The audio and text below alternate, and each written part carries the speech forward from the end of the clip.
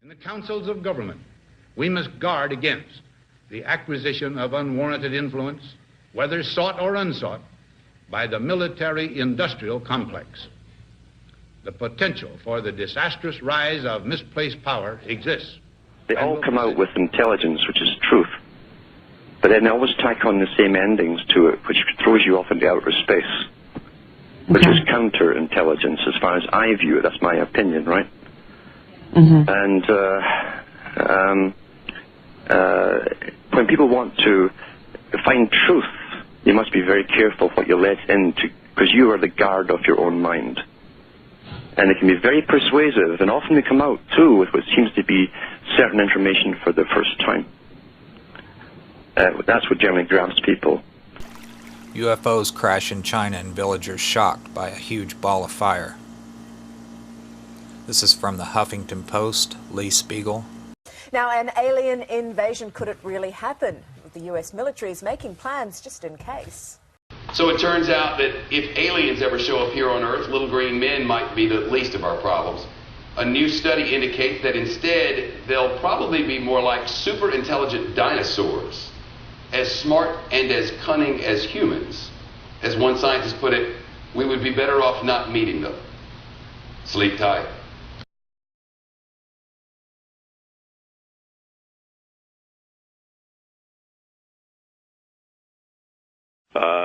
The Star Nations kept their side of the agreement. They're honorable people and operate from very high metaphysical and spiritual principles.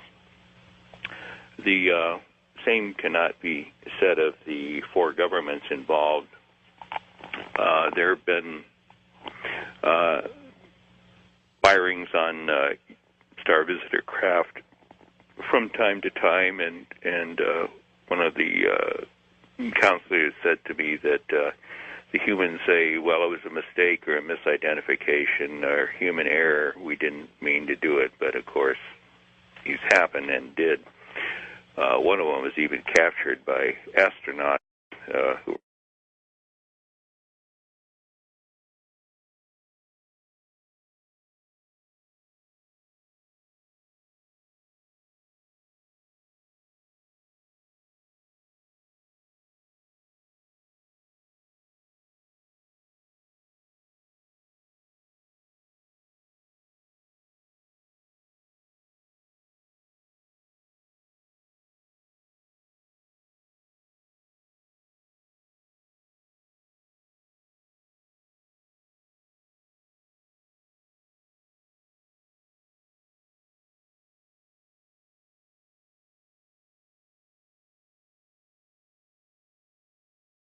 were in orbit in a space shuttle where a neutral particle beam weapon beam comes up from the Earth towards a star visitor craft that's hovering at the edge of atmosphere, and it makes a radical right turn at the last moment. Yeah. And I think we've seen that video. Yeah, a lot of people have seen that.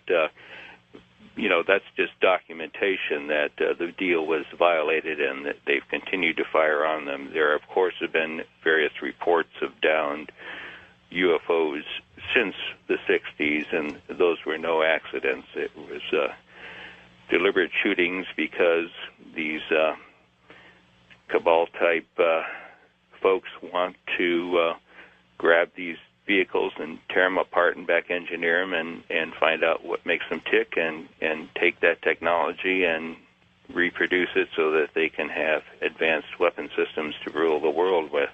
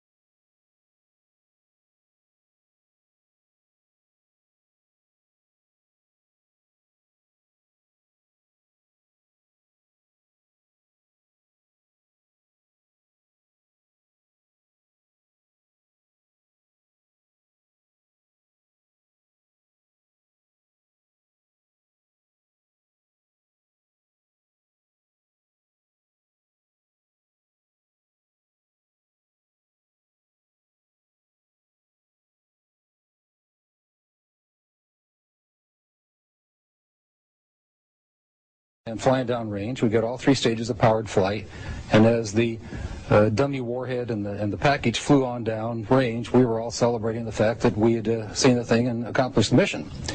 When I got back to the base with the film the next day, I was called into the office of Major Florence J. Mansman, and there were 3 people in gray suits standing in there. There was a 16mm camera and a screen set up. Major Mansman said, "Lieutenant, sit down and watch this." And he turned down the lights, turned on the camera, on the projector, and the film came on. And I recognized it as the film that we'd shot at Big Sur the previous day. Toward the end of the flight, I was looking at Major Mansman saying, "Pretty good stuff, huh, sir?" And suddenly he said, "Just watch this." And as I watched, the warhead, the dummy warhead, the chaff that was put out in front of it as a decoy to deflect the Russian anti-missile tracking radar, everything was flying along, and suddenly, in the same direction this stuff was flying at about 8,000 miles an hour, the object came into the frame, shot a beam of light at the warhead, flew up to the top, shot another beam of light at the warhead, flew around the direction it was flying, shot another beam of light at the warhead, flew down, shot another beam of light at the warhead, and flew out the same way it came in. Well, I don't see it. Why didn't you see this when you were shooting it? Well, it was 600 to 800 miles away from us. Oh, I got you. They confiscated. Well, first of all, the Major Mansman said to me, "What was that? Were you guys screwing around up there?" I said, "No, sir." And he said, "Then tell me what that was." And I said, "We got a UFO." And he said, "Lieutenant, you are never to speak of this again. As far as you're concerned, this didn't happen." Hold on, guys. I'll be right back. I got to take a break. Okay. It's the weight of the evidence, and it's like J. Allen Hynek, who is the Air Force Blue Book guy. He said, look, he says, it's an embarrassment of riches. We have so much material. We have so much information. But if you take for one case that we have in the Disclosure Project, and that's a man who was the senior guy at the FAA, and they were tracking this object over Alaska, and it was at one point in the sky, and in one sweep of the radar, it would be 40, 50 miles away, moving completely non-linearly, not like an airplane. And we have the radar tape, we have the pilot report, we have all the evidence from the airline and the government. And this whistleblower who came forward, John Callahan, he said, "I'm one of the senior officials in the government that not only have the evidence, but was part of a cover-up to keep the American people ignorant about it." And 2 men he identified as officers from Wright-Patterson Air Force Base brought him a model, an impression of a lower jawbone. They wanted a working model made. He was to keep no records, and the mold he created to make the model was broken and thrown in the trash as the Air Force officers left. Smith retrieved the broken mold pieces and put them back together at home, and he made his own model. He said he knew this just wasn't human. Few have ever seen it, and those that have can't identify it. An article in Len Stringfield's new book quotes certified dental technician Bruce Phillips as saying it's not like anything he'd come across in his 20 years in the business. The teeth are flat, no cutting surfaces. The shape of the jaw is different from humans, and the arch is much deeper. If it isn't identifiable as animal or human by people who should know, what is it? Could this finally be the first hard evidence the Air Force was indeed doing tests on alien bodies out at Wright-Pat? Jack Smith says the jawbone model was made in 1979. And if you compare the shape of the jaw in the model with the shape of the jaw in this computer drawing of an alien, it's almost a perfect match. Some sources claim the drawing was part of a government UFO briefing in 1978, same time frame, and was based on photos from Wright-Pat. I'm Abby Martin, and this is Breaking the Set. So it's no secret that the U.S. military has over 5,000 nuclear warheads, enough to eliminate most life on Earth. But it may surprise you how much it costs just to maintain these weapons. Well, a new study from the Center for Non-Proliferation Studies just concluded that over the course of the next 30 years, the U.S. will spend nearly $1 trillion to either keep these weapons operational or modernize them. Because you know the Cold War never really ended. And if there's one thing we need to be spending billions of dollars on, it's mass killing machines. So while this country continues to lag behind in education, income equality, and sustainable energy, at least we can keep the people of the world up at night knowing that the Cold War is alive and well, and we got our nukes locked and loaded.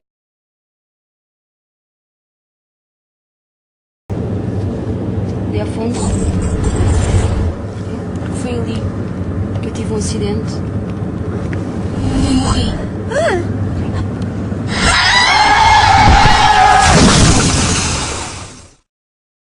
Lo siento, no.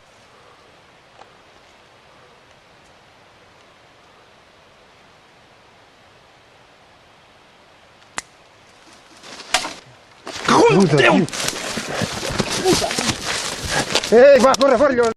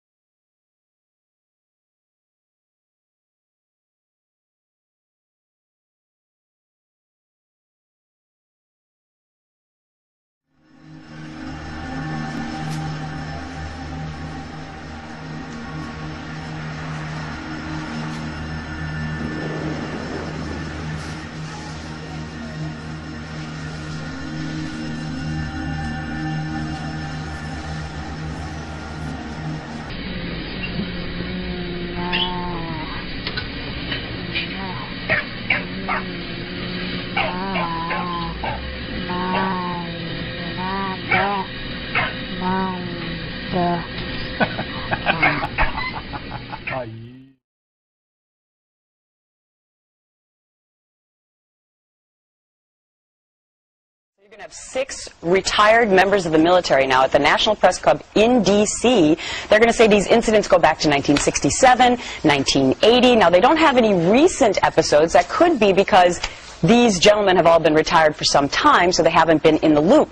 But they all say the same thing, that when they noticed these situations happening, they were all told, you cannot say anything about them. Which is good Well, the for United us. Nations knows that they're going to be doing this press conference today because What do you now mean? they're going to appoint a Earth contact ambassador for those aliens. Her name is Moslin Othman, and she's going to be known as the leader of the Office for Outer Space Affairs. But now the United Nations is getting ready for a contact with aliens from outer space. This is Moslin Othman. She's out of Malaysia. She will be planet Earth's first interstellar diplomat. NASA's new Kepler spacecraft detecting hundreds of planets that they believe have the potential to support alien life forms. It is studying more than 150,000 stars, and that's just in one small patch of the sky, okay? If the 700-plus candidates are actually planets, it could triple the number of known planets in deep space. Good morning. My name is Carol Rosen. In 1974, after being a 6th grade school teacher, I was introduced to the late Dr. Wernher von Braun in the U.S., the father of rocketry. In my first meeting with him, during that first 3.5 hours, he said to me, Carol, you will stop the weaponization of space. And I said, you know, teachers don't stop until June. He said, no, you have to understand. This is February. And we have to prevent the weaponization of space because there is a lie being told to everyone that the weaponization of space is now first being based upon the evil empire, the Russians. There are many enemies, he said, against whom we're going to build this space-based weapon system, the first of whom was the Russians, which was existing at that time. Then there would be terrorists. Then there would be third world countries. Now we call them rogue nations or nations of concern. Then there would be asteroids. And then he would repeat to me over and over, and the last card, the last card, the last card would be the extraterrestrial threat. Well, at the time, I kind of laughed when he said asteroids, and when he said extraterrestrials, I knew I wasn't going to deal with that subject. And now we hear on the news just today, this week, that they've slid in another enemy. Only this time we're going to protect our satellites. In other words, we have to have some reason to spend these trillions, to waste these dollars on a space-based weapon system, and they're all lies. This is a system, he told me, that would never protect anyone. Even back then, he talked about suitcase bombs. He talked about chemical, viral, bacterial, biological warfare, that these space-based weapons would never protect us against. And then he told me that, in fact, if you travel around the world, which I did after he died in 1977, I met with people in over 100 countries who were friends. They didn't want to build space-based weapons. I became a space and missile defense consultant, and I worked with people around the world. I became an advisor to the People's Republic of China. They don't want to build a space-based weapon system, and he told me back then that they didn't. He said, go to Russia. They're considered to be the enemy. I got on a plane by myself. When I got to Russia, I had a list of people that I had read out of the newspaper. Chernenko was in office then. He was the only one I didn't get a chance to meet. They introduced me to everyone when I got there. And when I got back, I said, oh my Lord, this man is telling the truth. There is no threat. And I've been waiting until this day for 27 years, and I'm expecting the spin to happen, because he also explained to me that as a military strategist, as a person who worked on the MX missile, which I did later, he said, you will find that there is going to be a spin to find some enemy against whom we have to build space-based weapons. And now we should expect the spin, because he said part of the formula for the intelligence community is if they might have a weapon, then we have to consider that they do have these weapons. So now they do have these weapons, so now we have to build these weapon systems. And that's the formula, except that it's all based on a lie. And we have witnesses here today that have shown you that these extraterrestrial beings, that these craft that have come here are now not UFOs, they're identified flying objects, and we know that they have beings in them. And we have witnesses here who have told you that they can shut down our missile silos, they can stop a rocket going into space that's a test. We have witnesses here who have worked in the classified departments, who have the courage to come forward here to support what Wernher von Braun told me back in 1974 to 77. And I will testify before the Congress that when I founded the Institute for Security and Cooperation in Outer Space, which I shut down a few years ago because I didn't believe we had a chance with this huge, integrated around the world, complex weapon system, that we had any chance at all of transforming that war industry into a space industry that could provide benefits, like Dr. Greer has said, of global warming. We can end that situation of that problem. We can end the energy crisis. We can build now non-polluting technologies. Wernher von Braun used to tell me that we could have cars back then that drove around off the ground. He described this to me on beams so that we have no pollution on this planet. And we can solve the problems of the people that are urgent and potential, and the other animals and the other cultures on Earth and in space. And we can end the arms race without dislocating the industry jobs, without disrupting the economy, by transforming, Wernher von Braun told me, the war industry into a global cooperative space industry that will provide, he said, finally, more jobs and profits on this planet than during any hot or cold wartime, more products and services that can be applied directly to solving the problems of this planet. And we can have a whole planet now that lives in peace on Earth, with all the cultures on Earth and with all the extraterrestrial cultures in space. And these are words that Wernher von Braun told me in 1974, and I will testify before the Congress under oath about everything I have said and more. To a UFO expert, Paul Roberts, who runs Hegel Paranormal Intelligence here in Sacramento, says he too has been getting lots of reports. He says UFOs are usually attracted to military, nuclear bases, or gold, which is what makes this UFO sighting abnormal. So why now only tells me one thing. Either there's something here in Sacramento that they're interested in and that we don't know about. Residents of the Astrakhan region witnessed an unusual glow of light in the night sky on Friday. A bright round object with a spiral of light behind it hovered in the sky for nearly 30 minutes. The Astrakhan region emergency services received over 50 calls about the incident. Official data of the nature of the object is not yet available.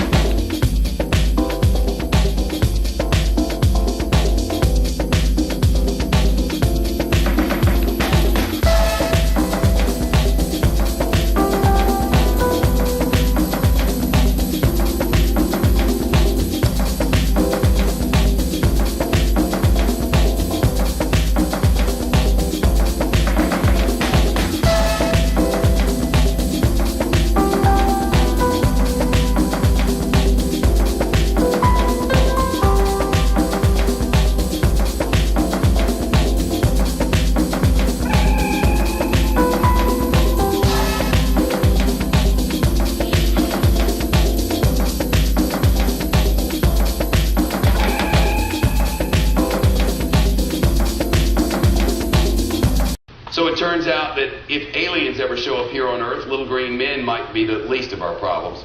A new study indicates that instead they'll probably be more like super intelligent dinosaurs, as smart and as cunning as humans. As one scientist put it, we would be better off not meeting them. Sleep tight. The reptilian society is very structured, and there is a hierarchy where we have the elite group, which is the white-winged reptilians. They're very tall, actually have icy blue eyes, and very sleek but powerful bodies. And then it works down all the way, 7 levels in at least the Draco Empire, to a workforce or drone-like reptilians, which are quite small, perhaps 3 to 4 feet high, very brown, scaly skin, not very intelligent, basically do what they are told. In between, you have a military class, you have a spiritual or religious leaders that are very much like we would have bishops and cardinals and popes. They also have an intellectual caste, and then a general mass of people. For all intents and purposes, if you really wanted to know what the Draco Empire hierarchy was like, just look at the Hindu caste system, which was based on that. If you read about Hindu legend and even anything in East Asia, it talks about the Naga, which were the 7-headed reptilians, which came ashore in Asia after their continent sank in the Pacific, and is spoken about in all of the Asian, Southern Asian, and East Asian legends and histories. The 7-headed reptilian, or Naga, really represents the 7 levels of the caste system in the Draco Empire hierarchy. The first time I ever had contact with reptilian beings was when I was working as a teenager, believe it or not, in the Montauk Project between 1970 and 1983. They were what I would consider to be of the military or warrior class, very large, powerful, mean-looking, scary-looking. When you're 13, 14 years old and you see an 8 or 9 foot tall creature with fangs and green and yellow eyes coming at you, it's very scary. They were kind of there as observers, along with observers from the U.S. government, the Israelis, the Russians, Germans, and even British. They were there to watch and exchange information on the programming techniques and the technology that the U.S. government had developed from other alien technologies, as well as what they had discovered from Atlantean. Reptilians are an ancient race. They were actually a hybrid mix many billions of years ago, which came into a foundation of us not really understanding who and what they are. We still don't really understand the total mixing, but we believe that there's a centering of space that brings them through those who come from another outside energy connected to parallel worlds. They didn't come from this world, certainly, and they didn't come from the 15th, which is the opposite end of the spectrum to us.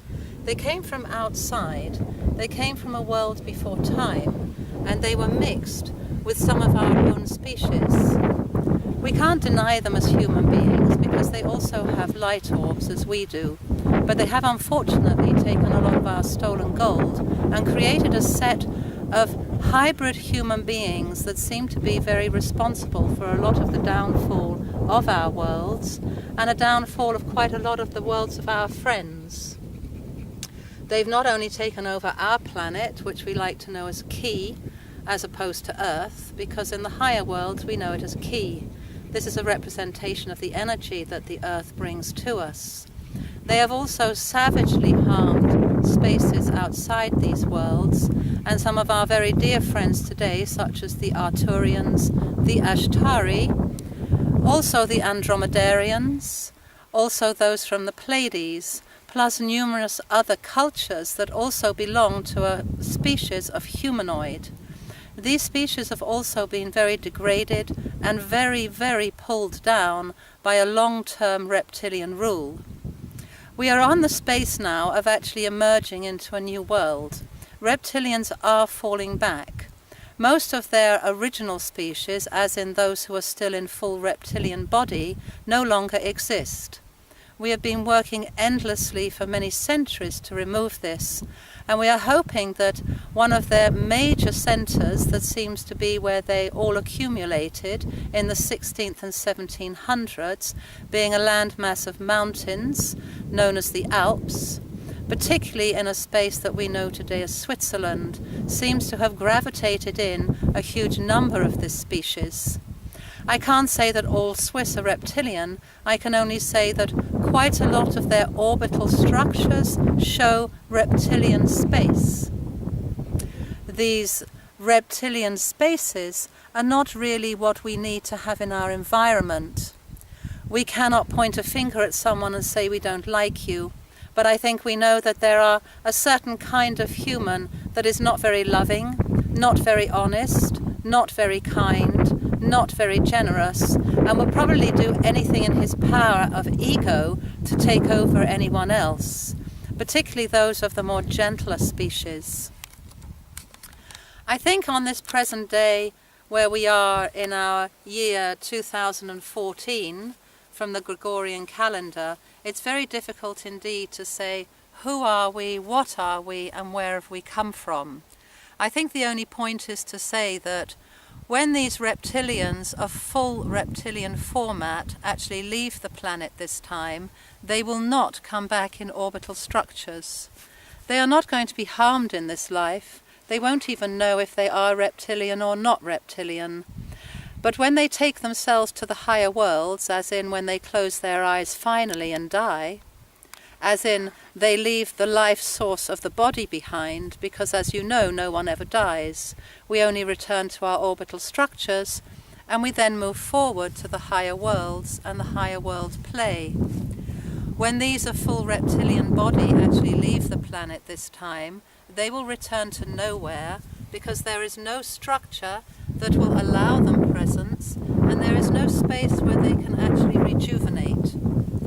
So as from the 25th of March 2014, I would like to say that we are extraordinarily hopeful that we will eventually close the door on what has been taking place amongst our worlds for billions upon billions upon billions of years, which in fact only took a total governorship of our worlds around the 1930s, 1940s, when the experiment of how many reptilians could actually be squeezed into mountain regions actually took place. Many reptilians have been on our planet for many thousands of years. They have been very much governed by those who prefer to rule by using warfare, as opposed to those who would rather form a governorship of hearts who belong to servitude for the people. I think we're all very aware these days that our governments don't really serve us, but they are serving someone else. And I think that's somebody else who seems to really enjoy taking our gold out of our bank vaults. I do believe that this gold is sent on ships, as in spaceships, to the higher worlds. And I do believe that this gold is then handed over to reptilian species who actually then recreate light orbs to be quite a devastating space that are then brought down into our communities as human beings. Sadly, this has been going on for a long time, and sadly, we have no way of telling totally who is who and what is what. The only thing I can say is, I don't think they can move any more of these light orbs into our space.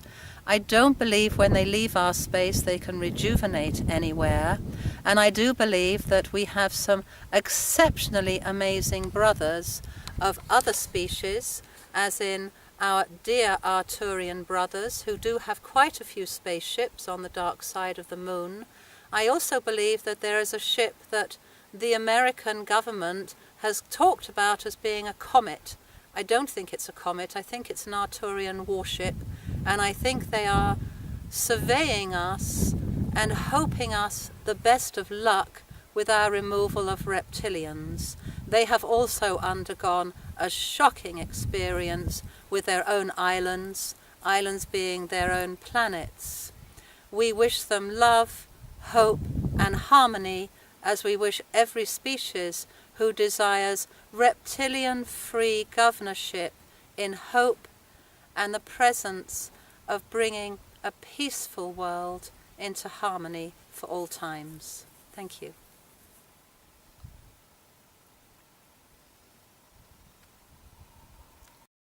¿Cómo quiere que el mundo recuerde a Hugo Chávez? Dos palabras, dos que son un hombre. Un hombre, es lo que soy, eso sí, hombre humano, pues. Hombre humano, porque hay seres humanos que no tienen forma humana, pero no son. Yo soy un humano. Estamos ayudando a crear una raza híbrida. Es una raza destinada a la extinción, a menos que nosotros los ayudemos. Como prueba de que lo que está viviendo es auténtico, tiene videos y fotografías de las naves que la abducen. Los videos son impresionantes. Son nocturnos tomados con su celular, donde se aprecia un disco volador desplazándose en un plano diagonal, con fuerte luz interior y que no se asemeja a nada parecido de la Tierra. Por otro lado, las fotografías son muy claras, bien definidas, con puntos de referencia o acercamientos donde se aprecia que se trata de discos voladores. Para finalizar, pudo fotografiar a uno de estos raptores. Tiene exámenes radiológicos donde presenta pruebas de implantes que tiene en el cerebro. Se determinó que era un objeto sin poderse calificar. No tengo ninguna cicatriz donde se aprecie por dónde entró el objeto. La mandaron a hacerse exámenes y el doctor encontró un ritmo cardíaco parecido a un bebé, pero no se veía el bebé.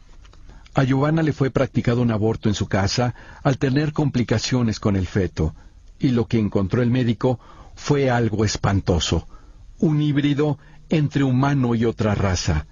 Se grabó todo el proceso, las imágenes son fuertes. Se encontró una especie de placenta donde dentro se encontraba el producto, con características humanas. Se observan dos extremidades superiores y dos inferiores, el torso, pero la cara parece más a la raza que la está abduciendo. Un aborto, con una malformación. Era un monstruo. 50% of all Americans believe the extraterrestrial explanation accounts for these sightings. Up to as many as 90% of Americans believe the government is outright lying. The polls are unambiguous. Year after year, the same thing. In fact, if you could talk anonymously to people, even in Congress, probably 50% of members of Congress already convinced that the extraterrestrial presence explains this phenomena. Disclosure is at hand. It is very close, and the American people need to prepare themselves very soon for an announcement from our government that there is, in fact, an extraterrestrial presence engaging this planet and the human race. As UFO videographers and investigators around the world continue to document that strange, unidentified craft are navigating in our skies, as well as in outer space, the mass public and even former U.S. presidents appear convinced that UFOs are real. Is it an above top secret truth that extraterrestrials are observing us from their technologically advanced spaceships? It's not like any aircraft I've ever seen. Doesn't behave like balloons, didn't look like a blimp. What was it? It was just weird. The second you see it, you look at it and go, that's not an aircraft. What is that? While many people still believe that a flying saucer from beyond Earth crashed near Roswell, New Mexico in 1947, the United States Air Force still officially denies it with what they call their final report. In it, they conclude there was no UFO crash, and every eyewitness account of an alien body was actually a crash test dummy used in high-altitude parachute drops. I don't think the Americans should believe anything that our government says about Roswell. How could we? They denied that it existed for so long, then it was a weather balloon, now it's a super-secret weather balloon. Who knows what it'll be next week? It is no coincidence that some of the past American commander-in-chiefs seem very interested in UFOs. Before he was president, Jimmy Carter witnessed the flight of a UFO and even reported it to authorities. Subsequent presidents also expressed their concern about visitors from outer space. I occasionally think how quickly our differences worldwide would vanish if we were facing an alien threat from outside this world. Interestingly, after he left the White House, Ronald Reagan confirmed he saw what he believed was an alien craft when he was governor of California from his plane and asked his pilot to follow it until it shot off into space. And when Bill Clinton was president, he publicly stated, quote, "As far as I know, an alien spacecraft did not crash in Roswell, New Mexico in 1947. If the U.S. Air Force did recover any alien bodies, they didn't tell me about it either, and I want to know." In the 2008 U.S. presidential election, some candidates seemed very open to the possibility that UFOs exist, and one came forward with his own tale of a close encounter. As our current exploration of Mars continues with NASA rovers, perhaps one day NASA cameras will roll up to this ever-controversial structure known as the face on Mars, which many believe was created by an advanced ET civilization. Maybe when the mystery of this monument and nearby pyramid structures is solved, we will be closer to proving that alien life does in fact exist, even on planets so close to ours. But those who've chronicled the UFO evidence most to date think the ultimate proof will come from everyday people pointing cameras to the sky. We, the people, are going to prove that this is truth. Not the scientists, not the authorities, not the military. We, hundreds or thousands of people with our cameras in our hands, are going to be able to produce the evidence that is going to be seen around the world and is going to prove that this is real.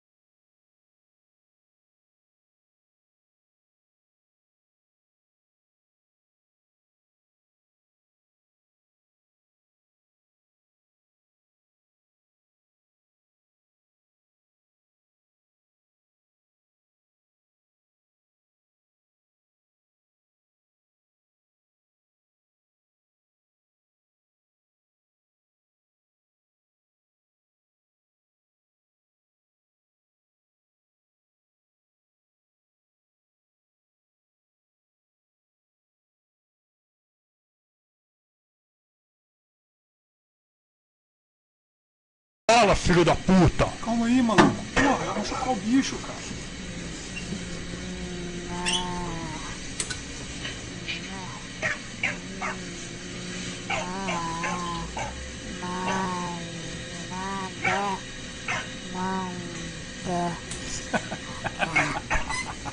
Aí, não falei que ele ia falar, ô?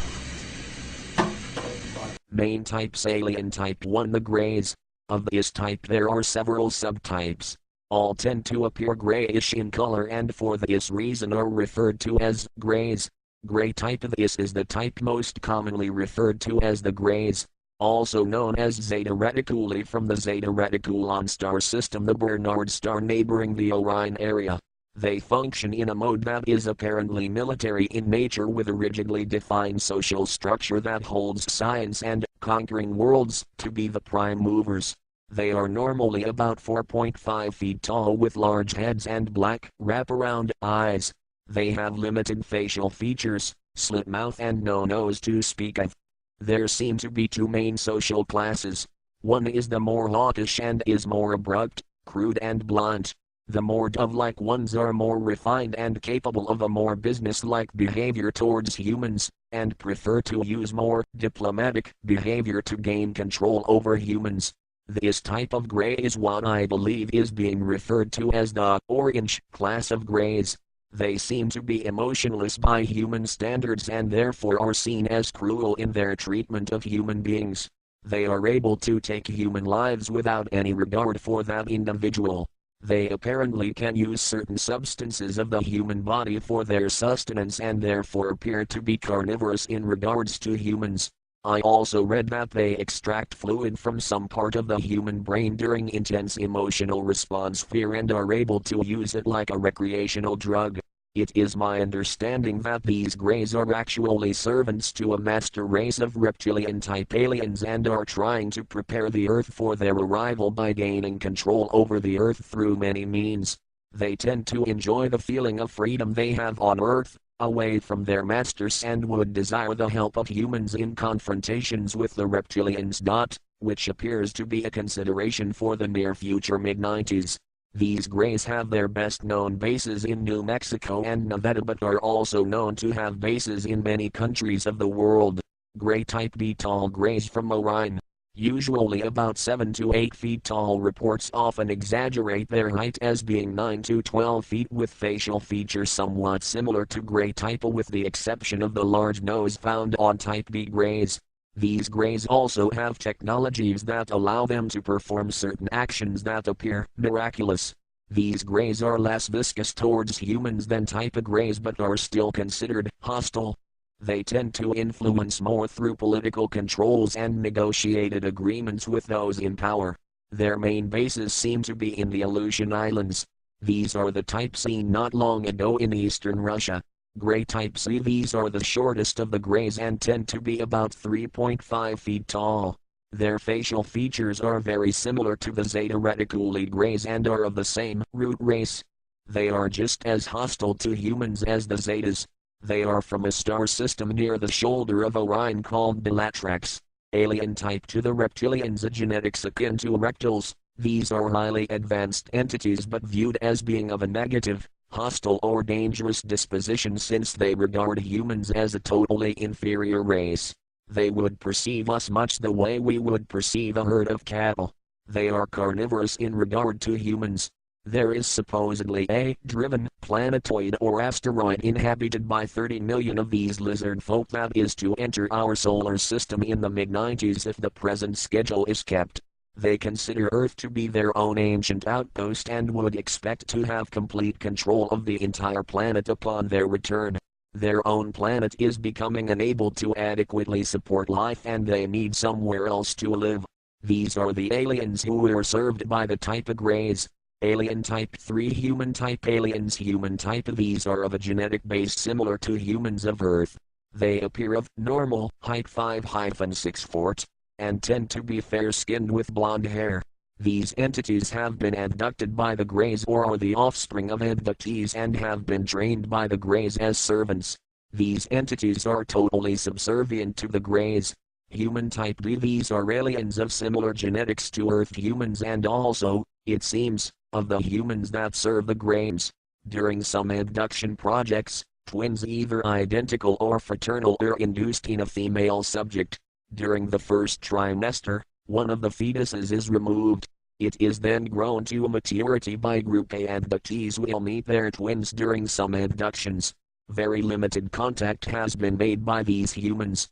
Group C. Genetically modified Earth-born humans. These humans are comprised of two classes and should not be confused with Group D greys. Class W workers. This class is the smallest in physical stature. They are described as approximately 3.5 feet in height, large head and eyes, pale white in complexion. These workers were created by Group A through genetic modification of Earth human fetuses. Their function is to perform menial tasks requiring limited reasoning abilities. In mental capacity, they are equivalent to a 5-year-old child. Class T technicians. These humans are basically the same as Class W. They are slightly larger, at approximately 4.5 feet in height. Their complexion is tan or yellowish. Their reasoning and deductive abilities are higher. This allows them to perform more complex operations. They are often seen operating ship controls and in transport activities. Both classes W and T are telepathically camouflaged to appear as greys to abductees. This is done to conceal the true nature of Group C. It is felt that perception of Group A maintaining a human slave population would hinder future contact efforts.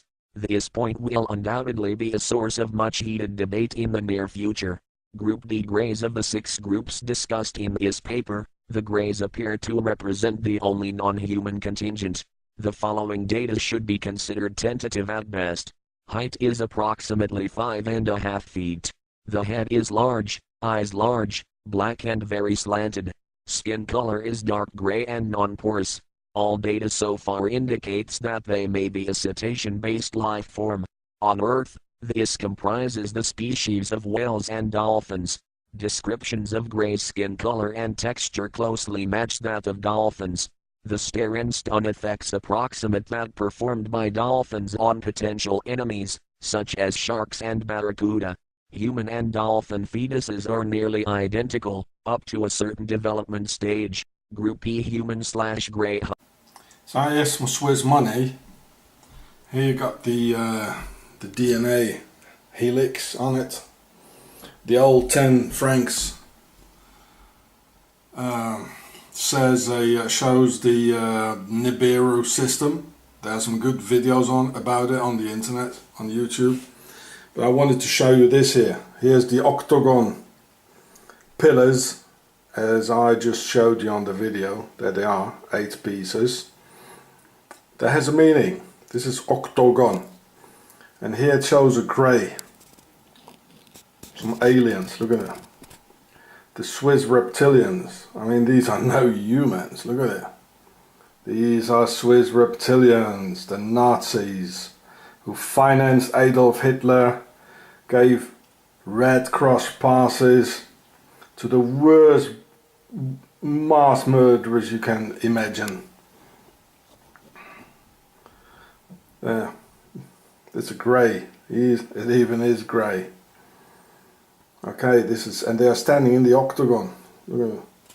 So this is Switzerland, the home of the Nazis and the center of hatred against humanity. Oh, okay. I don't believe you.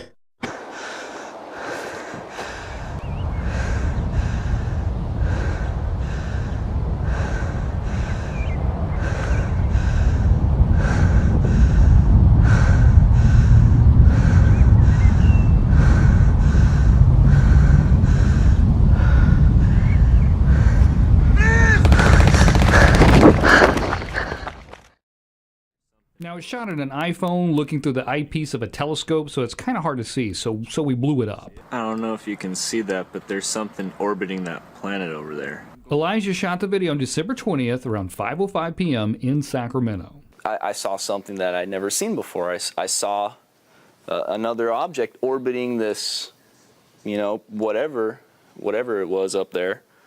And I've never seen anything like that before. He thought it was a little strange, so he put his phone down, called his nephew, picked up the phone, and shot this second video. Oh my God, it blew up.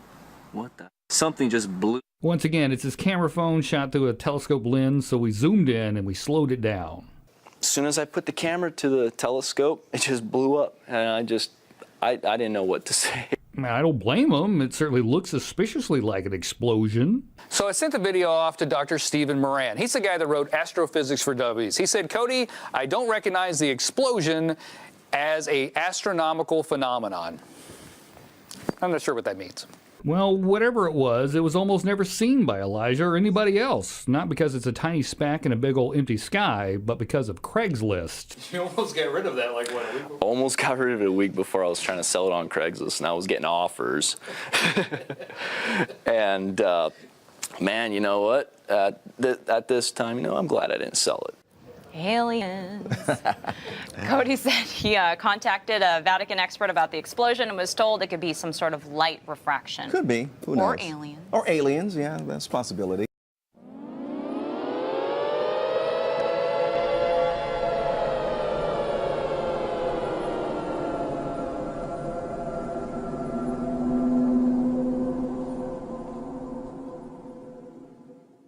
Okay, we've never seen pictures like this before from NASA. Amazing video of what looks like tornadoes on the sun. Signs in the heavens and the earth.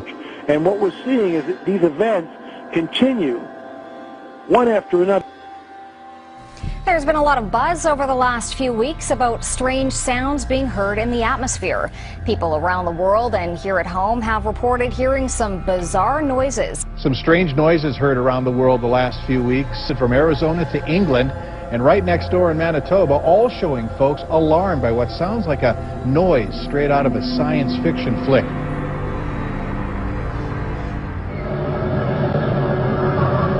Watching a scary movie. The background noise gives you the feeling that something terrible is about to happen. Strange, mild sound. Seems like it's coming from the sky, anyway. I've heard that Jesus is coming back. I've heard that it's 2012, the world is ending.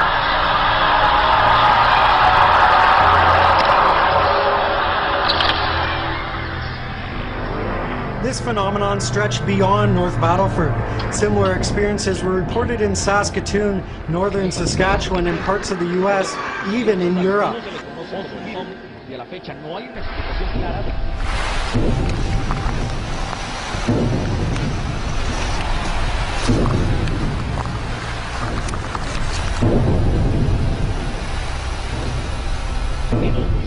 Sonidos muy similares a estos.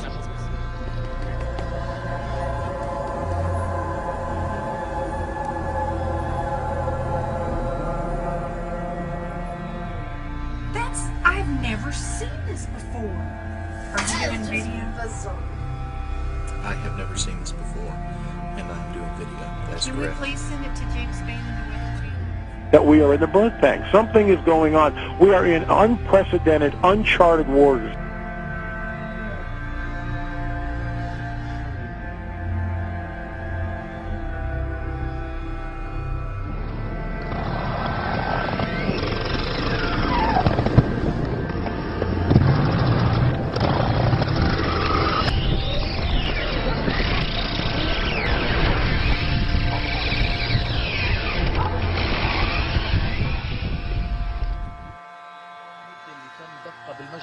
ومصدرها وتحديد نوعيتها وبيبين صادر لاحقا عن الوزير المصدر مجرور مقفل ويرجح أن يكون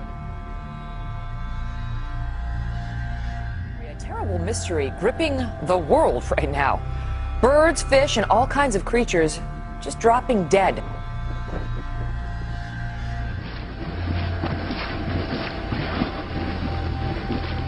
For the second year on New Year's Eve, birds are falling from the sky in Beebe. A mystery in Beebe, Arkansas. Birds falling dead from the sky on New Year's Eve for the second year in a row. Wildlife officials say no one knows how these dolphins died, but hundreds have been found on beaches in Chiclayo, Peru. At least 260 dolphins washed ashore across a roughly 60-mile stretch of beach. Officials aren't sure what happened to them. An event like this is particularly unusual because dolphins aren't normally found in these seas. Everywhere you look, you see the carcass of a dead turtle. Small turtles, large turtles, dozens of them, dead and scattered along the banks of Smith Lake. The birds just started falling from the sky. This is really weird. Hundreds of birds literally just dropped from the sky and then landed on I-95, bringing traffic there to a crawl. But earlier today, a lot of confusion and concern when birds which were flying in the sky started to crash to the pavement. There were hundreds of them. Never ever in my life have I seen anything like this. Crazy. Totally crazy. Never seen. I travel this all the time. But I haven't heard of anything locally like that, ever. Birds, fish, and all kinds of creatures just dropping dead. Couldn't figure out what the heck happened. Never seen anything like it.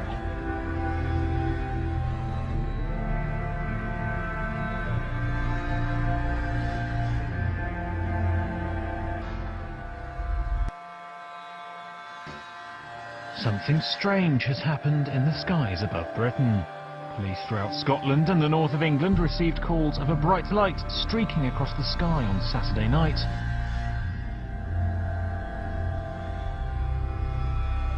These images over Harrogate, but there have been sightings across the country from Scotland, Wales, the north, right down to the East Midlands. It was what observers are calling one of the best meteors ever seen in the UK. The object was seen as far south as Devon and may have landed in the English Channel. Dozens of viewers have said they've seen a massive bright light in the sky in the last few hours, with most claiming it was a meteor.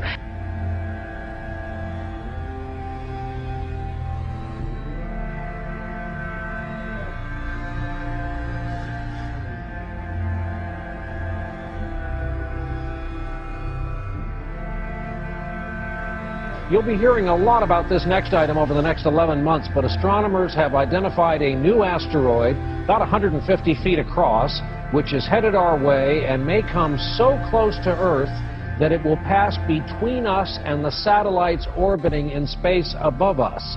There's some debate in the scientific community about whether a direct hit is even possible. This is called 2012 DA-14. They say this will be the closest pass of an asteroid in the history of tracking such things. And again, while this pass is supposed to miss us, the experts all say there's nothing wrong with making sure your affairs are in order. So should we be nervous about this whole thing? Well, this is a serious story because the latest round of solar flares captured in this incredible video. Take a look at this. It's from NASA overnight. The burst that you're seeing there, charged particles erupting off the surface of the sun. And we saw an even bigger solar flare Tuesday night. Right now, all of those particles are racing toward the Earth, as you said, about 4 million miles per hour. And it's growing as it gets closer to us. On top of that, the problems will arise when the flares reach the Earth's magnetic field, apparently. That's when we could see mass power. It's like a cloud of birds, but a giant cloud. It's really creepy. It's kind of like, is the world coming to an end here or something? I mean, it's scary. The whole sky will fill up with black birds. But it's crazy. It's scary, ain't it? How many do you think? 1 million. It's like we're being held hostage. Held hostage in maybe a 3-mile radius by blackbirds. When it comes down, it sounds like rain coming down. I mean, literally, from inside of our apartment, you think that it's raining outside. What a sight this is. Thousands of dolphins swarm a whale-watching boat off the coast of Orange County. You're looking at hundreds upon hundreds of dolphins breaching out of the water. The unusual spectacle was caught on tape.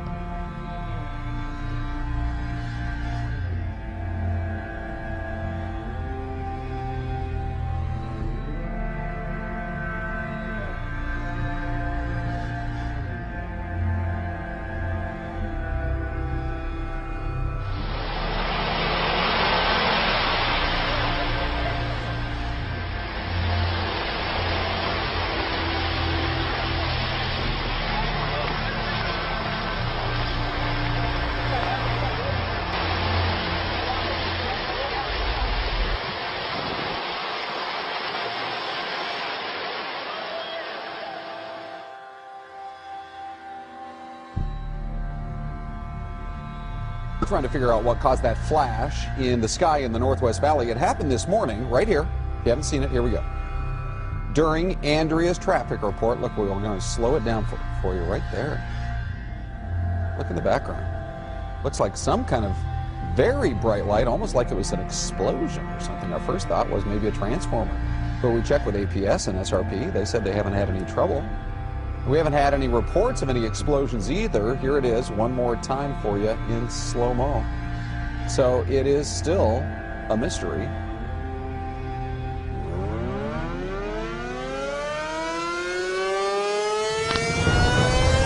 Here it comes.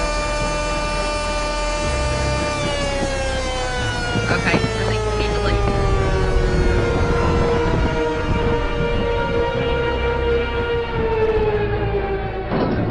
Take it away from us, Lord. Take it, Lord. Take it, Lord. Take it away from us, Jesus.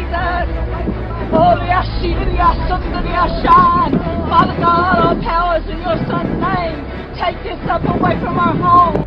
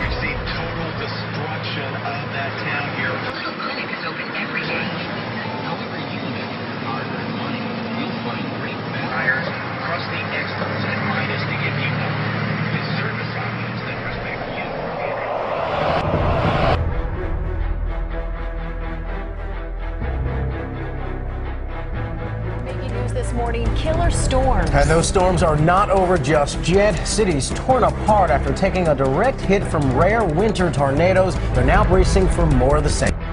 Among the places hardest hit, Harrisburg, Illinois. 175-mile-an-hour winds, 2 football fields wide, left people dead. Homes were shredded, a strip mall flattened, entire buildings knocked off their foundations. It's just unreal. It's like a war zone.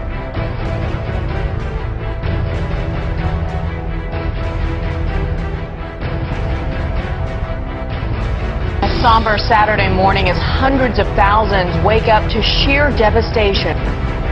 His entire town's all gone, flattened in a flash. This massive storm spawned more tornadoes in one day than we usually see in an entire month. Here's what we know right now. At least 29 people dead. This is the second round of killer tornadoes just this week. 95 tornadoes ripped through yesterday. If those are all confirmed reports, this would be the greatest tornado day, one-day event in March for all history.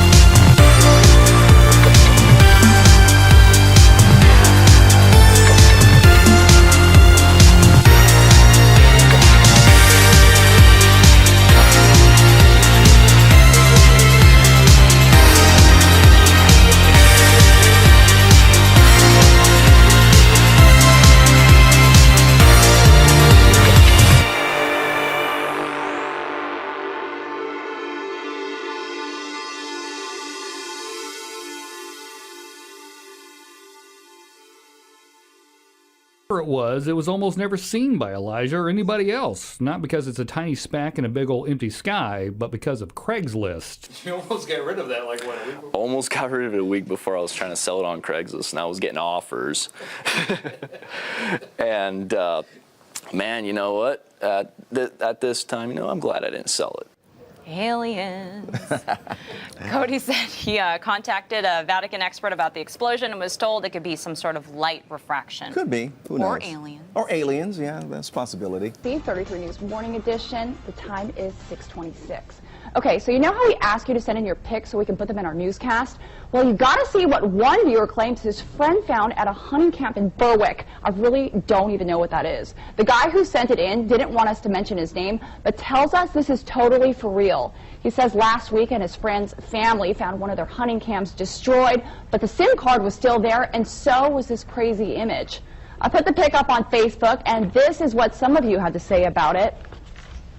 Steven says, keep going down, this is a computer-generated Photoshop image, and it's definitely not real. Okay, the next guy says, bring it up, those swamp people need to eat some food with those 2-inch biceps, okay. And our next person says, hey, I've got one that my friend snapped up here in North Louisiana with the same cam. Stance alien girl-looking thing floating in the background. So here's that pic. Okay, really creepy, isn't it? And we got the music to go along with it. Breathe. Ya, güey. Ya, güey. ¿Te quedas aquí? ¡Calor, ya no! ¿Qué, güey? No, yo voy por él. ¡Ay, no mames, güey! ¡Ya vino! ¡No mames, güey! ¡Ya vino! ¡No mames, güey! ¡Ya vino! Yo voy por él.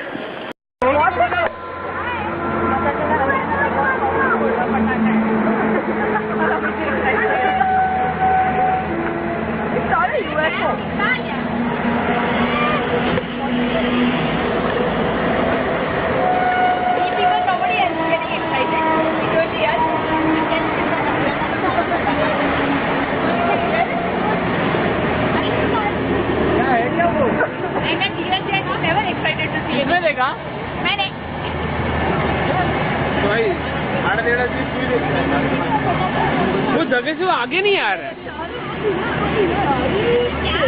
वो जगह से आगे नहीं हो रहा video है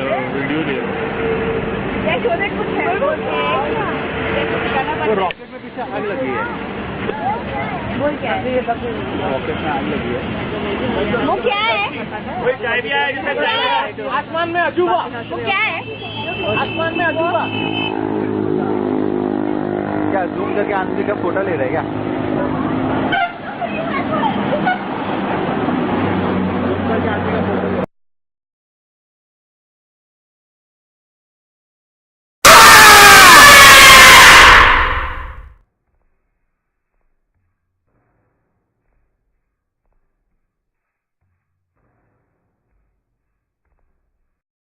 Ever wonder what might lie out there deep in space? Do you want to believe we're not alone, that somewhere in the universe, intelligent life may actually exist? Our next guest says there is life out there. It does exist. Dr. Charles Hall says he spent 2 years working with extraterrestrial beings during his time with the American military.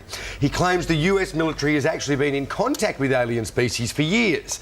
And Dr. Charles Hall is here to explain, along with his wife Marie, live from what Bugs Bunny used to call Albuquerque, New Mexico. Now, thank you both for your time. Terrific to have you with us. Firstly, Charles, can you tell us your story of how you managed to come into contact with these beings as you worked with the military? I'm a Vietnam veteran, and I enlisted in the Air Force in July 1964, and I was trained as a weather observer. And I was sent to Nellis Air Force Base, Nevada, outside Las Vegas, Nevada. And for 2.5 years, I was sent up to the gunnery ranges up at Indian Springs, and I was given a clearance to allow me to go anywhere in Dreamland as long as I was alone. I discovered that up there at the north end of Indian Springs Valley, which you can see on the map in the state of Nevada here in America, that there was a base which the U.S. Air Force maintained for a group of extraterrestrials who were tall and white. And I, as the duty weather observer, was allowed to go up there, or they were allowed to come down to where I was. And the interaction took place over more than 2 years. Wow. During those 2 years, I also came across, I also interacted to a lesser extent with the Roswell Greys, and I've also personally talked with the extraterrestrials that I call the Norwegians with 24 teeth, who come here from a very nearby star, perhaps Bernard star.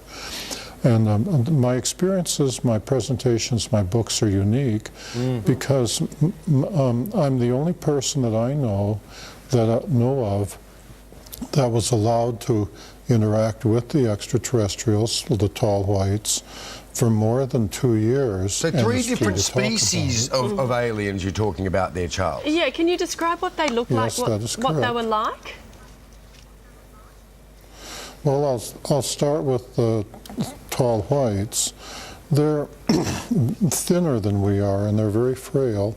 Throughout most of their life, they are the same height as I am, 5'11", but they live 10 times longer than humans. They live 600 or 800 years. Wow. But they don't age the way we do. When they get to be equivalent to a human of about 40 years, that means when they're about 400 years, they start growing again instead of aging as humans. Right. And then they go, and this continues, and so that by the time they get to be 600 or 800 years old, they're very tall, 8.5, 9, or 10 feet tall. But this is not necessarily good because their skeleton grows more than their internal organs. And so there comes a time after 600 or 800 years when their skeleton, their body is tall, but their organs can't support it. At which time they die a natural death, because they're just flesh and blood creatures like we are. If they injure themselves, it takes them 10 times longer to heal up than a human. Yeah. So there's a trade-off. Yeah, right. They still look fresh as a daisy when they go, though. They look like Tilda Swinton.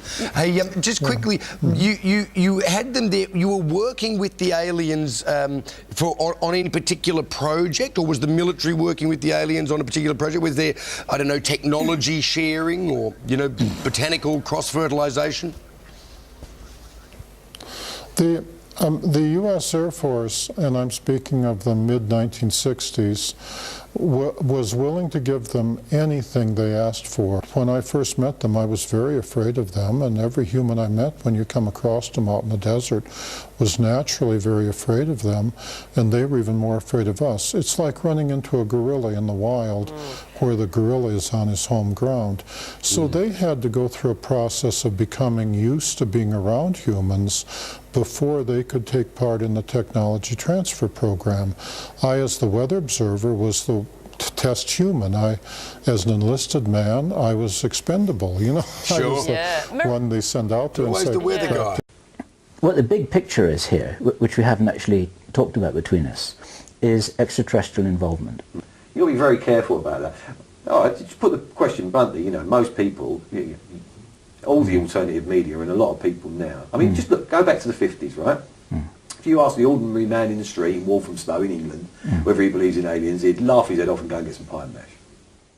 If you ask him today, he may well say, yeah, there has got to be something, because he's educated, he knows that vast the universe. And he's being conditioned by Hollywood movies and television series. Which is all part of what I mean, we are being prepared to come to terms with this. But not for the reasons you think. For what reason? They're going to have nothing to do with us.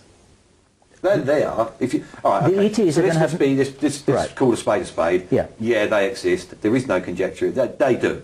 Yeah, there is stuff, but you know what? That's no big surprise to 50% of people, should we say? Right.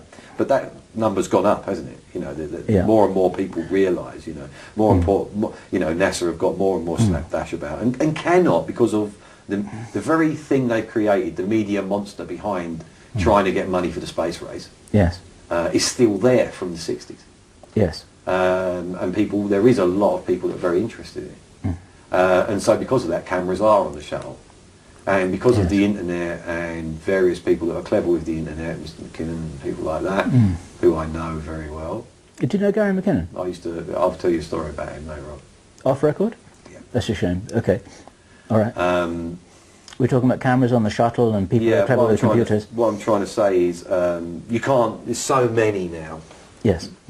You can't keep your lid on everything. You're saying it's impossible to hide the reality. And there's a certain piece of video that is quite prevalent on the internet of a circular thing rolling behind a tether. Yes, I know that one. That's factual. Yes. A couple of miles across, but it's not a ship, and things aren't what you think they are out there. You should regard space more as an ocean. Okay. Yeah. We've got no right to turn around and say intelligent or unintelligent, you know, because then what you're doing, you're comparing things to your intellect, aren't you? Okay. And how can you compare that to a human? Are you stating this as a fact? Absolutely. A fact. And what you're talking about here is you're talking about large living beings, like big kind of... And small. And small living beings. Look at it this way, if you've got a shark swimming through the ocean, he's got fish swimming all around him most of the time, picking up morsels, servicing him, and he doesn't eat them. They go right in his mouth. Yes, yes, yes. And come out, you know, that's a natural thing, yeah? Yeah. Is it so far-fetched for you to understand that that could be the situation out there? Okay. But at the same time, there are some what we could regard as metallic craft, things that you could call spacecraft. Right. As well. Yeah. Right. But tell you what, I've got an axe to grind here, so let me grind my axe. Right? You do that. Okay, so here you are, you're an alien, yeah, you're on the other side of the universe, right, for instance, yeah, you're in Orion, yeah, you're that far away, yeah, you're in your ship and you're flying all the way here, and you cross intergalactic space in a fantastic piece of machinery, yeah, and you get and then you crash in Nevada. Right. Rubbish. Okay. Rubbish. You're shot down. Okay. That's what happened to you. Yes. Because you didn't think that there was any kind of particle weapon or kinetic weapon that could do that. Yes. Well, you wasn't prepared because it was the first time you came. Yes. That was, it was got something to do with radar, wasn't it? They discovered that radar would actually do this. Yeah. Am I right? Well, it was quite an aggressive... It wasn't an accident. Okay. I've got you.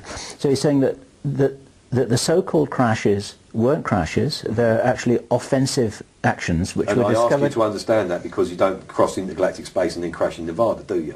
I understand that. You see, that's my axe there, so sorry, go on. I've got you, that's fine. So you're saying that initially there was a way of bringing the craft down that was discovered by accident, and then it was, more or less, and then it was fairly quickly... It was a deliberate attempt. Utilised. Amazing that it worked. Yes, right. And then when it did, So it's a lucky hit, and then they started to get focused about it. Yeah, well, they realised that it could be done, and then went down the avenue of trying to figure out how they done it and what actually did cause it, and they needed to look at the thing that they brought down to do that. Yes. And then they educated them, so they became much better at it. Yes, because then you got the Americans mainly, I guess. Was it only the Americans? Did this happen in every country? No, let's drop the borders and the nationalities. Okay. So then you got people who are pretty smart, who got their hands on this ET technology, and that was never part of the setup. That was never part of the plan, was it? It was never part of the plan. No. Okay. And what kind of problems has that caused? Well, you know what we're like. It's not caused... They want to go. We're going to be the visitors. So that's what the selection's about. Okay, it's about creating a sort of space crew or a and remember, new... second hand, so. I understand that. A new breed of humanity who will be well equipped to go off into the cosmos like the Crusaders. Yeah. Yeah, like the Crusaders. Like the Crusaders. And it's like So it's like you've got the spirit of the Crusaders and you give them extraterrestrial technology to move with. There you go. And then... And are any of us in any doubt that we're going to start planet hopping within the next century? Mm-hmm. Are you actually in any doubt with the technologies available now? Because we're doing it with robots. Personally, I'm in no doubt at all that we've got a Mars base. Oh, right, okay.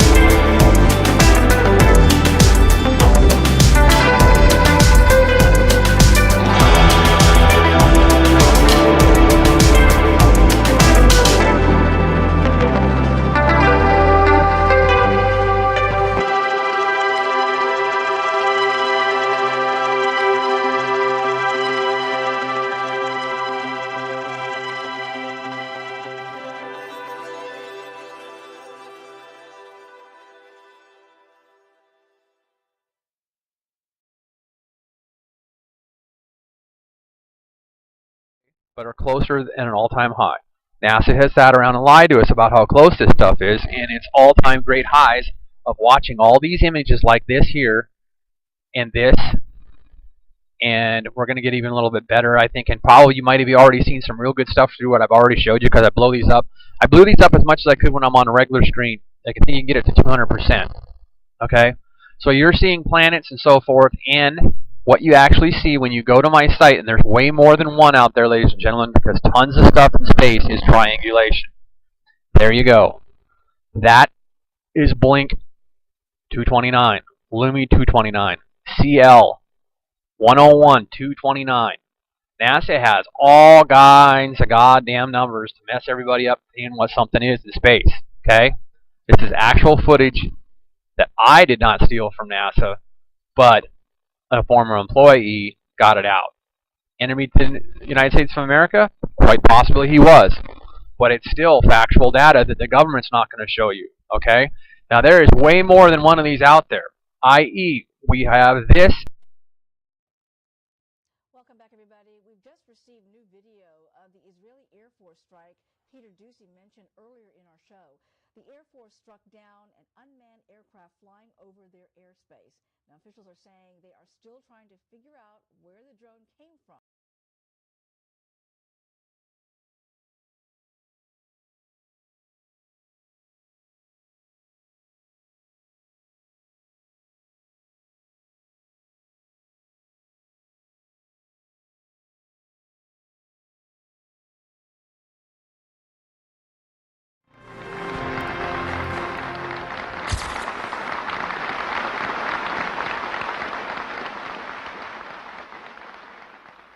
A part of that plan, of course, is to induce the gradual surrender of American sovereignty, piece by piece and step by step, to various international organizations, of which the United Nations is the outstanding but far from the only example.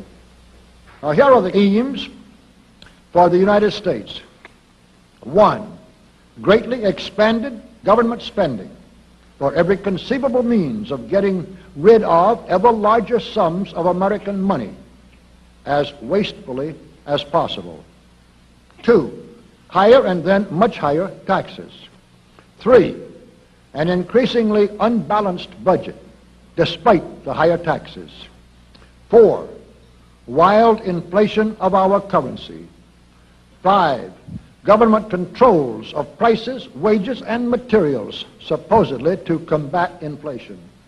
6, greatly increased socialistic controls over every operation of our economy and every activity of our daily lives. This is to be accompanied, naturally and automatically, by a correspondingly huge increase in the size of our bureaucracy and in both the cost and reach of our domestic government. 7, far more centralization of power in Washington and the practical elimination of our state lines. There is a many-faceted drive at work to have our state lines eventually mean no more within the nation than our county lines do now within the states. 8, the steady advance of federal aid to and control over our educational system, leading to complete federalization of our public education. 9, a constant hammering into the American consciousness of the horror of modern warfare, the beauties and the absolute necessity of peace, peace always on communist terms, of course. And 10, the consequent willingness of the American people to allow the steps of appeasement by our government which amount to a piecemeal surrender of the rest of the free world and of the United States itself.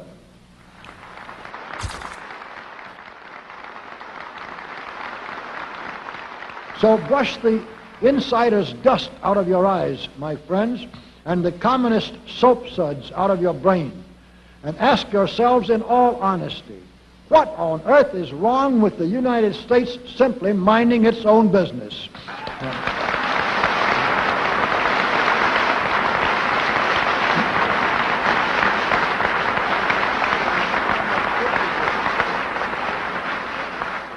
Or with having its foreign policy function primarily for the safety and benefit of the American people.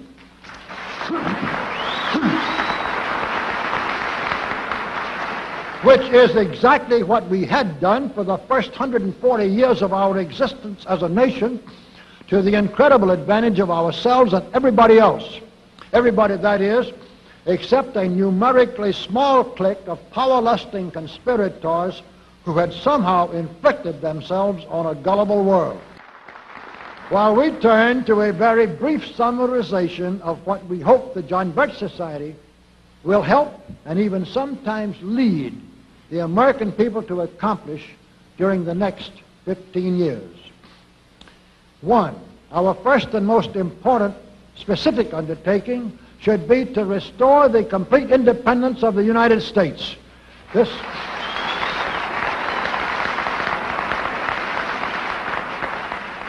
This includes our resolution to get us out of the United Nations and get the United Nations out of the United States.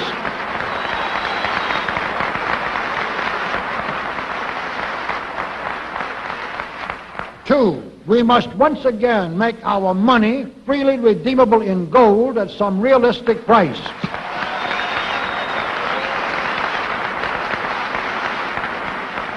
And we must take all practicable legislative steps to prevent a recurrence of the enormous thievery and other subversive crimes that have been perpetrated on the American people through a contrived inflation by every president from Franklin Roosevelt through Richard Nixon.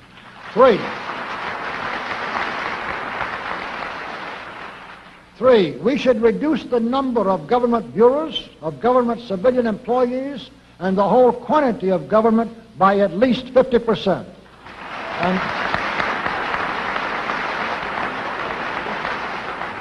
And we should achieve at least this much reduction in proper fashion through gradually convincing a majority of the American people of the wisdom of such a course. Four, we should withdraw all American troops from every spot on earth that is not American soil, except when and where such troops may be required as decided by Congress to protect American lives and property from criminal vandalism.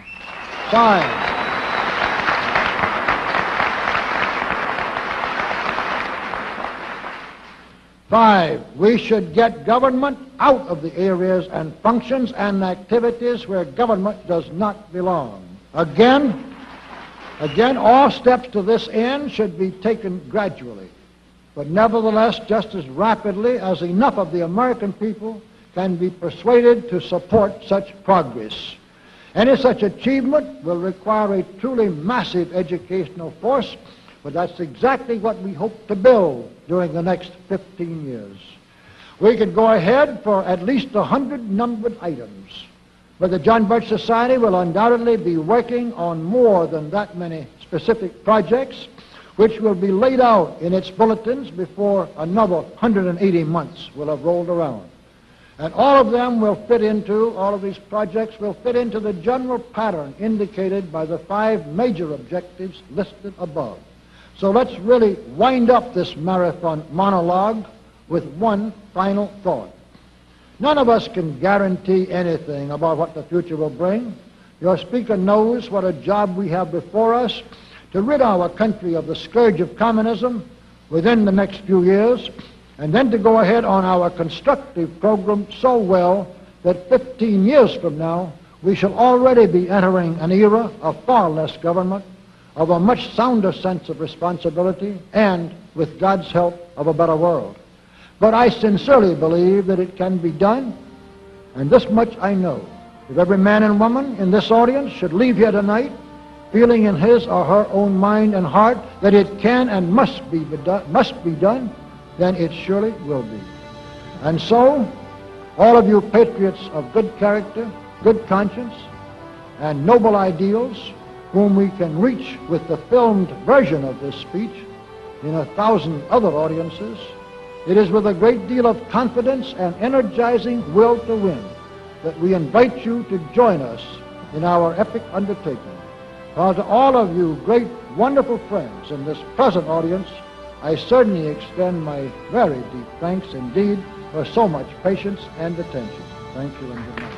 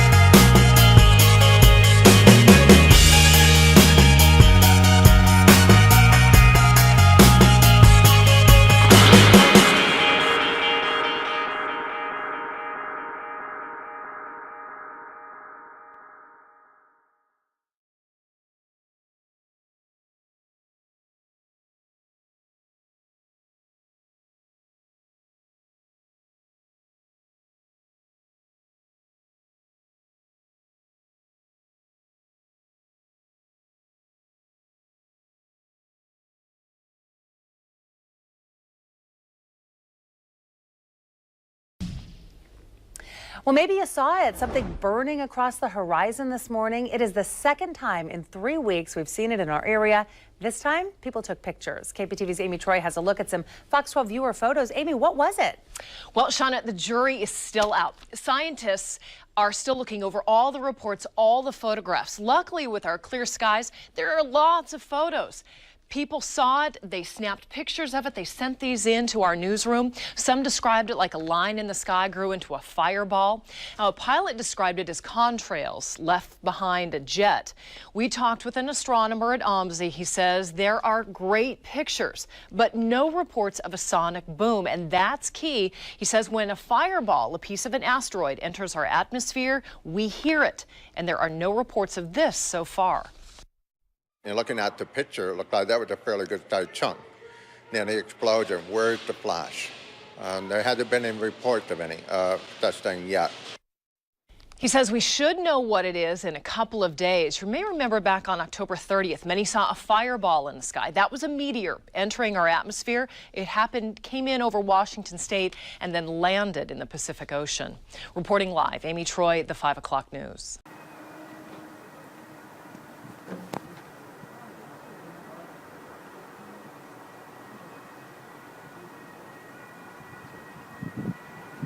The fireball flew Friday night. The East Coast does not mean the end of Western civilization as we know it.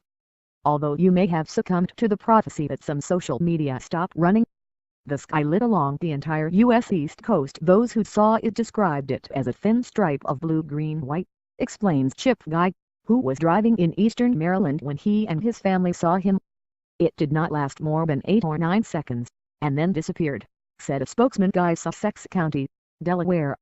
Frankly, I did not think too much about it, he says, but became concerned when he published it in the web of the local media. Triggered a rapid and overwhelming. That was just the tip of the iceberg of what was going to happen that night. Throughout Friday night, every few seconds a message appeared on Twitter from someone who had seen the meteor. Some of the messages were from the cities of New York and Washington.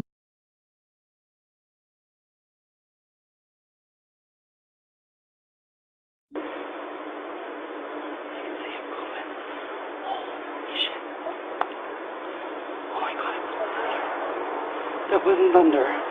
That was that thing blown up. Oh my God, there it goes again. I don't care, that woke me up. Oh, it's still booming. Holy shit. Okay.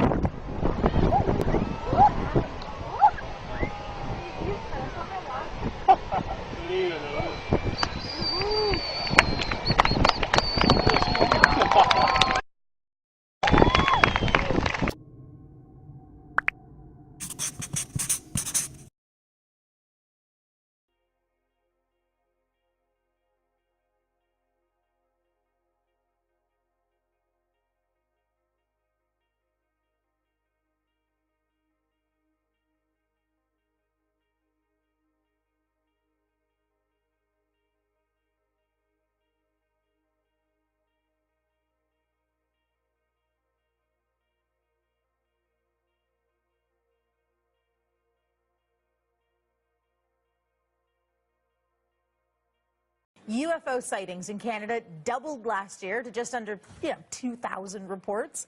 Stephen Puddicombe has the details from one place where something strange was spotted. The 2012 UFO survey done out of Winnipeg, Manitoba has a surprising result. There was more sightings than ever before in the history of the survey. There were 1,981 UFO sightings reported in the country last year, about 5 a day. That's more than twice the number of reports in 2011, when there was 986. Now, the number of cases in 2012 completely eclipses all previous records for the highest reports in 1 year, which was 1,004 in 2008. Turns out that it was just a matter of that all the sources seem to reply that they had an increase in the number of UFO reports. So it's something across the board. People in Canada were actually looking up into the sky more often than in the previous year. Ontario had more than 40% of sightings, but that's mainly because their population is so large. In 2012, about 7.5% of all UFO reports were judged to be unexplained. The percentage dropped from 11% the year before. Typical UFO sighting lasted about 15 minutes, and there were all kinds of shapes, sizes, and lights seen in the air, many of which could be explained. But again, 7.5% couldn't be. Now, an alien invasion, could it really happen? The US military is making plans just in case. What are the official plans for contact with extraterrestrials? Will they come in peace or war?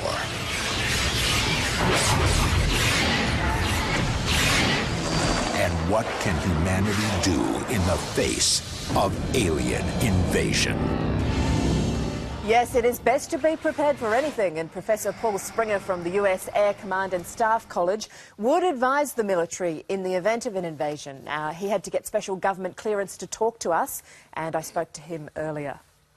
Paul, it's an incredibly difficult thing, isn't it, to plan to fight back against an enemy we would know absolutely nothing about?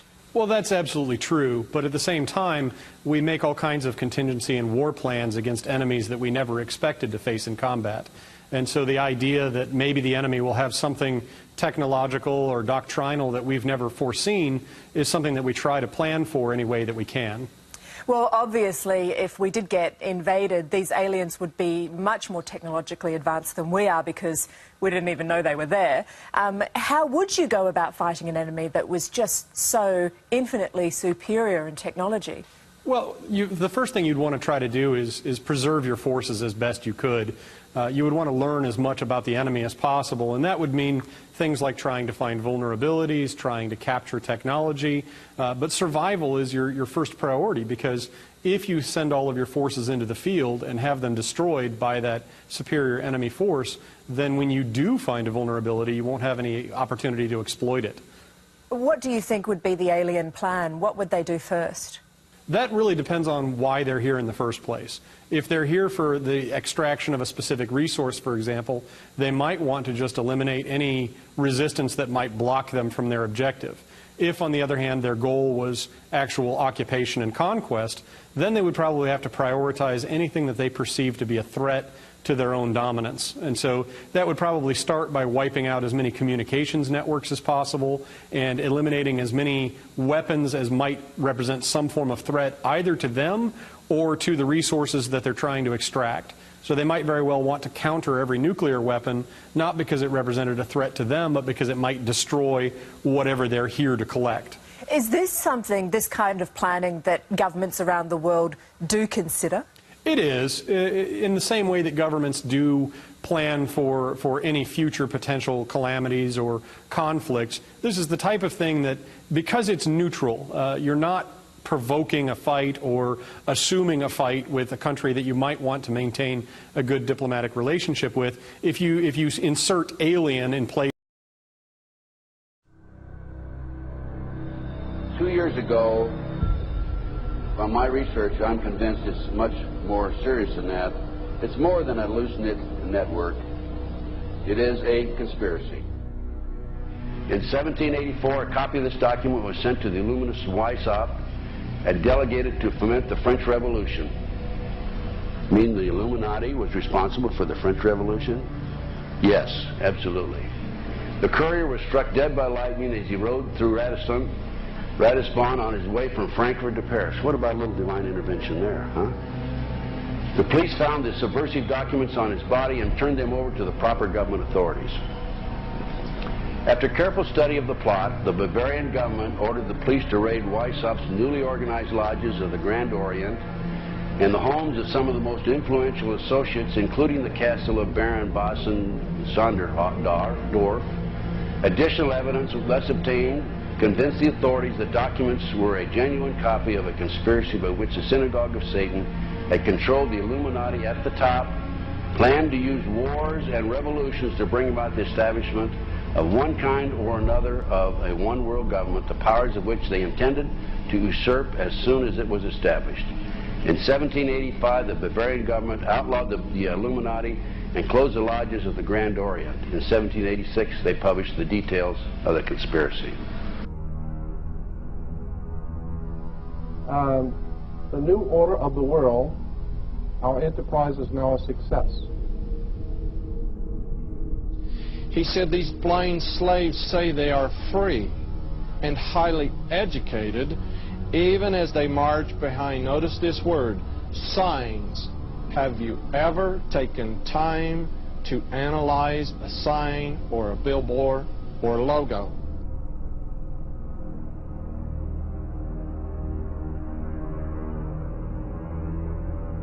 We'll start up here. In 1784, an act of God placed the Bavarian government in possession of evidence which proved the existence of the continuing Luciferian conspiracy. This explains the previous 9 pages, goes into it in detail. We don't have time to do it completely.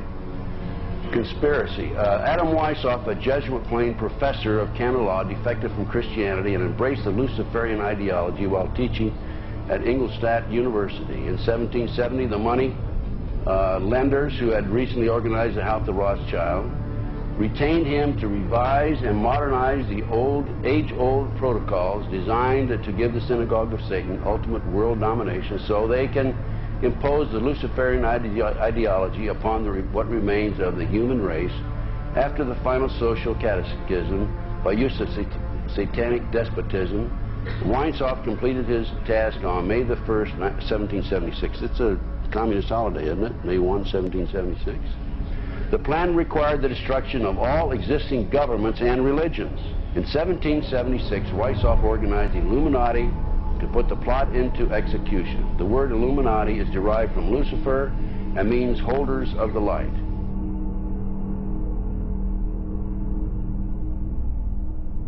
Weishaupt's revised plan required his Illuminati to do the following things to help them accomplish their purpose. 1. Use monetary and sex bribery to obtain control of people already occupying positions in high places in the various levels of all governments and other fields of human endeavor. Once an influential person had fallen for the lies, deceits, and temptations of the Illuminati, they were to be held in bondage by application of political and other forms of blackmail and threats of financial ruin, public exposure, and physical harm, and even death to themselves and their loved ones. Number 12. Told those present that they must use their wealth to have candidates chosen to public office who would be obedient to their demands and would be used as pawns in the game by the men behind the scenes.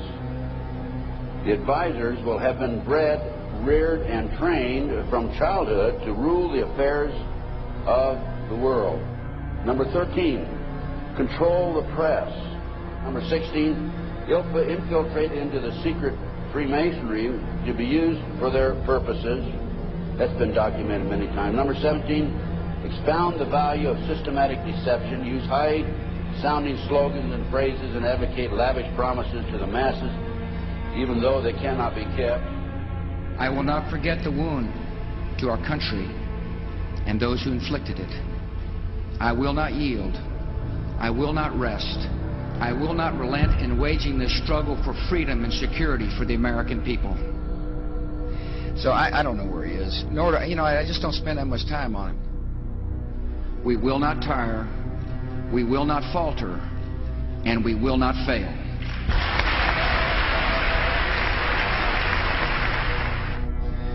Terror is bigger than one person.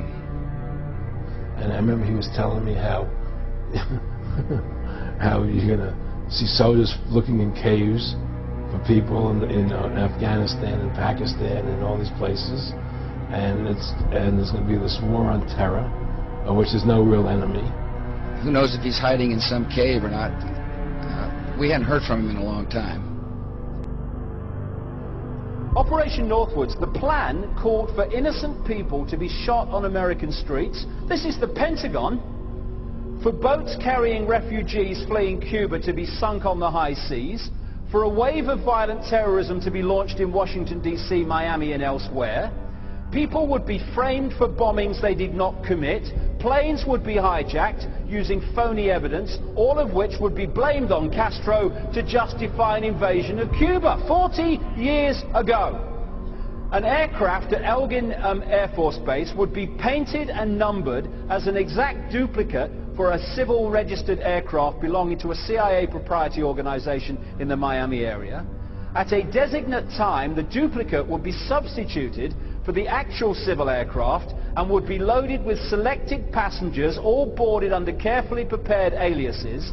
The actual registered aircraft would be converted into a drone, remote-controlled plane, their word for it. Takeoff times of the drone aircraft and the actual aircraft would be scheduled to allow a rendezvous south of Florida. I mean, he's been tested unlike any other president. This 9/11.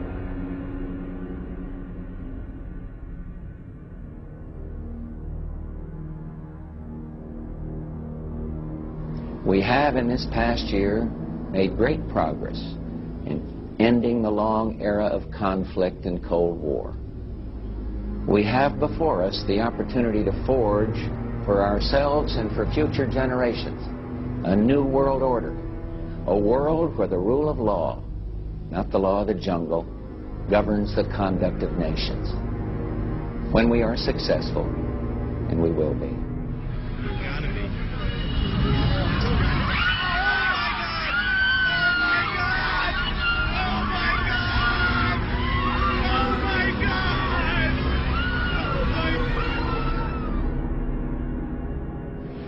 He argued that the use of any and all means to reach their final goal was justified on the grounds that the ruler who governed by the moral code was not a skilled politician because he left himself vulnerable and is in unsuitable position to his throne. He said, those who wish to rule must have recourse to cunning and to make-believe because great national qualities like frankness and honesty are vices in politics. Fellow citizens will meet violence with patient justice, assured of the rightness of our cause, and confident of the victories to come. In all that lies before us, may God grant us wisdom, and may He watch over the United States of America.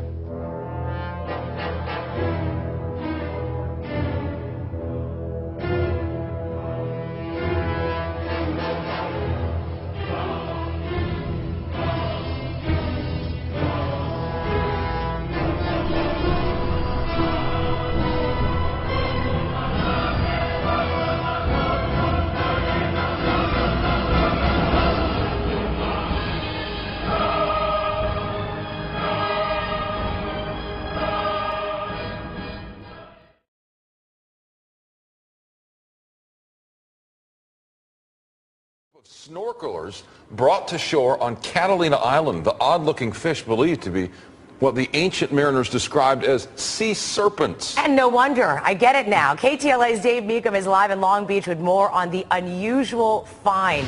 Incredible. Hi, Dave. Incredible. What a sight, huh? I can look at that picture forever. Yeah, we're talking the mighty oarfish, and for the crew and others on the schooner over there, Avalon based next to the riverboat, what a surprise. This one's 18 feet long. It took 25 of us to pick it up. It's a once-in-a-lifetime opportunity. Rare and mysterious, that's not overselling it, as oarfish are largely uncharted territory for scientists. Jasmine Santana of the Catalina Island Marine Institute made the discovery of the recently deceased oarfish on Sunday at a depth of about 15 feet on the island's Toyon Bay. One of her counterparts from the Avalon-based Tole Moore was there and spoke with us via Skype from Catalina. She was snorkeling, sees this giant fish on the bottom of the ocean, swims down, grabs it by the tail, and swims it to the beach. It was awesome. There were people sprinting to go and see this fish. Louisiana State University's Dr. Mark Benfield, the marine biologist, shared this rare video with KTLA. It was shot in the Gulf of Mexico a couple years back.